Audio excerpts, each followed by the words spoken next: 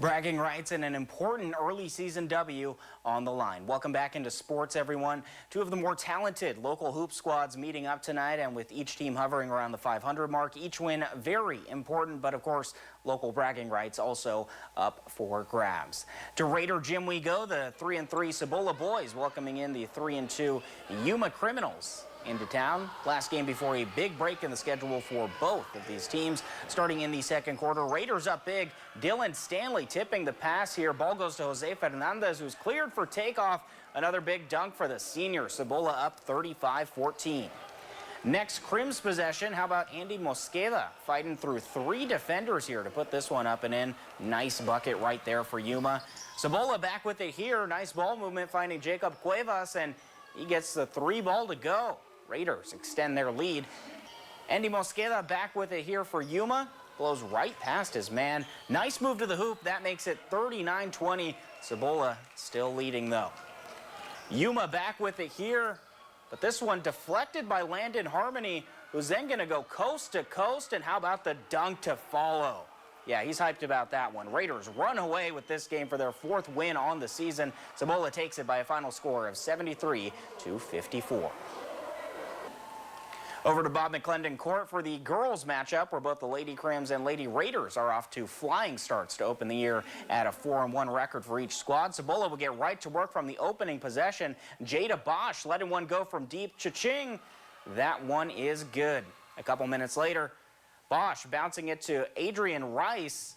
Rice going to pull up from beyond the arc, and the Lady Raiders continuing to pile on in the early going.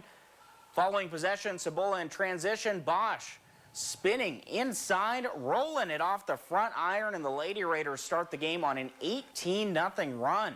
Now, Yuma would finally get on the board with Nevia Hawkins converting a free throw here, but the Lady Raiders would quickly reassert their dominance as they work the ball all the way around to Braley Stebbs, who drills the three from the wing. It was all Cibola all day as they go on to run away with this one. Get this, 63-16 the final. Over to the soccer pitch now. Cibola Raiders looking for their first win of the season as they welcomed in the Williams Field Blackhawks. Final minute of the first half, Isaiah Ortiz darting down the left wing. He's through on goal and toe pokes it home to give the Blackhawks a 3-2 lead going into the half.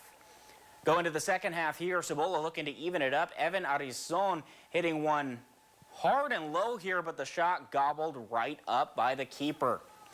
A couple minutes later, Marvin Carrillo stealing that center back's lunch. Carrillo has a go of it here from a wide angle, but that one just not quite good enough. Over to the 52nd minute, Jomar Valenzuela sending this one through. A lonely cry of turn from Carrillo, and Carrillo ties this one at 3-3. A class touch there from the sophomore. Yeah, dance to follow as well, and we are all tied up. 5 minutes to go here at Williams Field corner. The header saved by Emmanuel Hernandez, but the follow-up poked in by Rusty Moss. Williams steals it 4-3 in the final seconds of the game, and Cibola falls to 0-2. And to more news from the pitch, the Great Southwestern Soccer Shootout saw 12 girls high school soccer programs competing over the weekend here in Yuma, and the Calexico Bulldogs would walk away as the tournament champions. They defeated Brawley on penalty kicks following a 1-1 draw in the championship game. The Bulldogs' Victoria Acuña was named the tournament MVP. And to the best of the week, winter sports now overtaking our coverage here. So naturally, today's best plays coming to us from the pitch and the hardwood. It's time for our plays of the week. Starting off with number 5, Gila Ridge girls soccer. Millie Vega with it on the far side of the box. She cuts inside, passes the ball just into the net for career goal number 100. Massive accomplishment for her. Moving on to number 4, Yuma Catholic Hoops. Lucky Patney driving baseline, dishes it inside to Santiago Vasquez Lima, who finishes it off with the left hand. Moving on to number 3, Yuma Basketballs. Elliot Higuera rolling into the fadeaway jumper, and it rattles in for the bucket. On to number 2, AWC Hoops. Matt Anglo with a little hezzy. Anglo pump fakes, now goes for the jumper, and that one is good. Let's go ahead and take another look at that one. The Canadian had the defender go flying after the shot. Absolutely great play right there.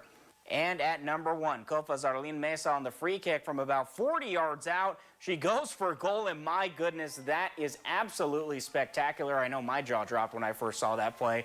Early shout out there for goal of the year. And with that, that is all the time we have for sports.